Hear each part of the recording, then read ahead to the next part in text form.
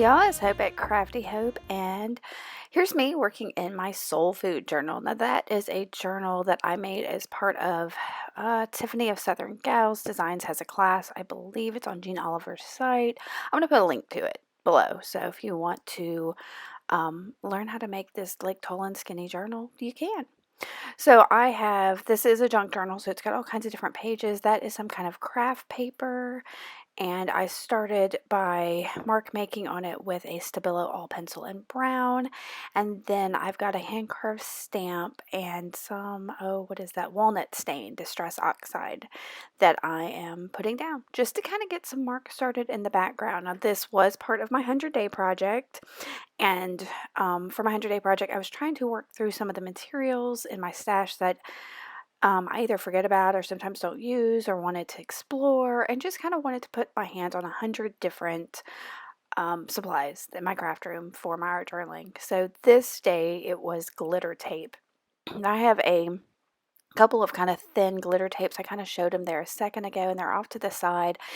And I bought them to do some like ATCs. It was a Halloween theme, and I bought them at either Michael's or Hobby Lobby. I don't remember which. They're a couple years old, and that's the only time I've ever used them. I don't use them, and so that's what I put them in this project, is to kind of get myself to use them. And I really thought this was going to be awful because, I've got this kind of grungy background, and I've got that glitter, and well, and my aim was to try to get that that glitter tape to fit into my more grungy style. And I didn't think I was gonna be able to do it, but y'all, I did it. I totally did it. So once I wet all of those browns back there, I dried it real quick, and then I'm gonna go ahead and grab the tape. Now I'm using, I think I only use three colors. I'm using like an emerald green and kind of a teal light blue and a gold. So I'm gonna use those three colors of glitter tape, and I'm just putting some and this first piece I think had come unraveled a little, so the sticky on it wasn't working. I don't think I have to glue down the other pieces of glitter tape that I put down, just this one. But I'm just putting them like in an up and down line kind of pattern I don't know, I was just trying to get it like kind of like a mark making technique because I couldn't figure out, maybe I do glue all of them. I don't know. And I'm just using my Ooh glue stick to do that. I think that may be the only adhesive I use in this other than the glitter tape.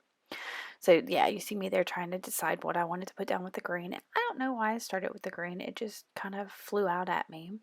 So here's the gold, and I just got a couple different lengths, and I'm sticking it up next to the green. And this is going to work out so cool. And well, I say cool. Um, and I say I don't like glitter. I don't like that like loose glitter kind of gets everywhere, but things that are what is it? Who used to say this? I can't even remember.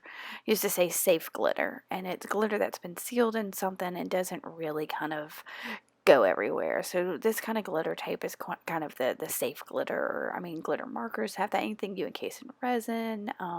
There's a lot of kind of safe glitters that I dig. So this is looking crazy here because I've got that super grungy background, and then I've stuck down all that sparkle glitter. Now I do love the magic that kind of comes with sparkle, with glitter, with, it feels kind of magical.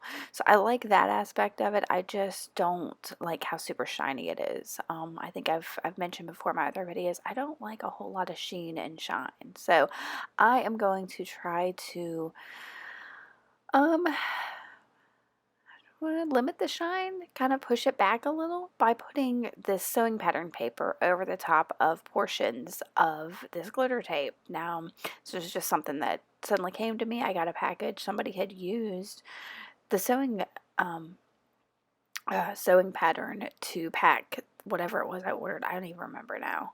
Um, and I thought that was genius. So I kept it all. I mean, I've got tons of it, but I was like, I'm not throwing this away. So, hey, I'm using something else in my craft room. And I did use another adhesive. I've got this fluid gel medium that I am using on it because when you use it within papers like sewing pattern or tissue or deli paper, it kind of doesn't, it makes it more transparent. It doesn't always completely disappear, and I knew it wouldn't over the some of the areas like the glitter tape. So, but I thought it would be kind of a neat effect to kind of just put a little fogginess over the top of that glitter tape, and that's exactly what it did. You can see that area where it's over there. It's super cool. So I decided from there to kind of push some of the glitter back a little bit more, and I don't know, I just obscure some of the page a little bit more. So I'm using just a little bit of Dinah Wakely gesso, and I'm watering it down just a little bit to get it on there. So, and I put a little on the glitter, but I on the glitter tape. I don't know. I keep saying glitter.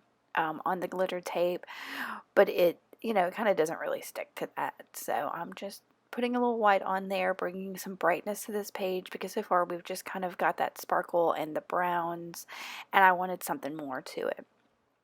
So I grabbed this yearbook page that was sitting off to the side. It was part of one I'd used a couple videos ago, last video, I'm not positive. And I decided that's what I wanted to use on this page. I really loved the frayed edge on the left side of where I tore it out of the yearbook, and I'm going to have to tear some more things out of yearbooks just to get that frayed edge. But anyway, I'm going to go ahead and take that walnut stain distress oxide that was still sitting there, and just a that's a cosmetic makeup detail brush or something. I don't know. It's from the dollar store, and I just used that to get the color around the edges of this and kind of give it a little bit of grunge itself.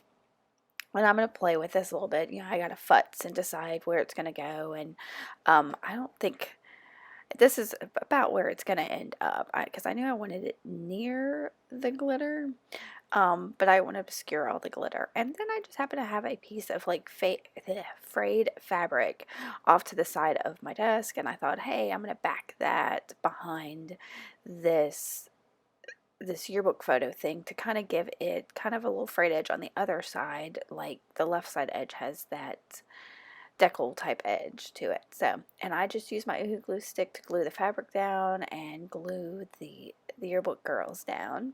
And you'll see there's some of that frayed, it's got all the threads and everything coming out the side of it, and all that bumping up against the side of that glitter tape I thought was amazing.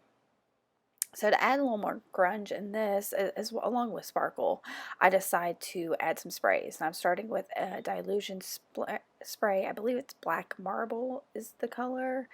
And I'm just going to spray a couple spots, make it a little bit darker, a little grungier. I did use just a piece of paper that was off to the side to cover up my yearbook girls. I didn't do a great job with this. One of the colors, I think one of the blues I'm going to do here in a minute actually gets on the bottom girl, but it ends up being okay.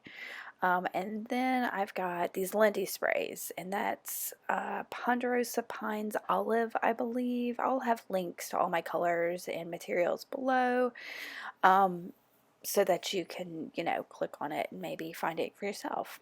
Now that is Tibetan Poppy Teal. It is one of my absolute favorites of the sprays. It is gorgeous. And then this last one is Steampunk Sepia, and so I just put those colors down, and then I'm going to, looks like I got spray on my hands, I'm going to pick them up just a little bit with a piece of paper off to the side of my desk. That's just some ledger paper, and because I don't know, I had so much on there, but I do go ahead and dry it, but I wanted to keep moving. I wanted to advance on this. So I grabbed that gesso again, and I'm just going to take a paintbrush, kind of a, I don't even know, it's a little tiny paintbrush, and just make some marks. This ends up being beautiful. I went over some areas next to the glitter and kind of where some of the sprays and the gesso had been before, and this works out really kind of cool. It gives it more of that grungy, but still that white kind of lifts this page up and brightens it, and I think that's fabulous. I think it was Tiffany at Southern Gals Design that mentioned sometime, if it looks like your page is too dark, add a bit of white, and if it's too much white, add a bit of dark. And y'all, that's so basic and so it should be obvious, but I hadn't even thought of it like that before, and I thought that was pretty awesome for her to mention. So I'm gonna share that tip. Because a lot of times I'm like, oh, this is too dark. I just need something bright. And yeah, and it feels instinctual to some extent. But when Tiffany said it, I was like, obviously.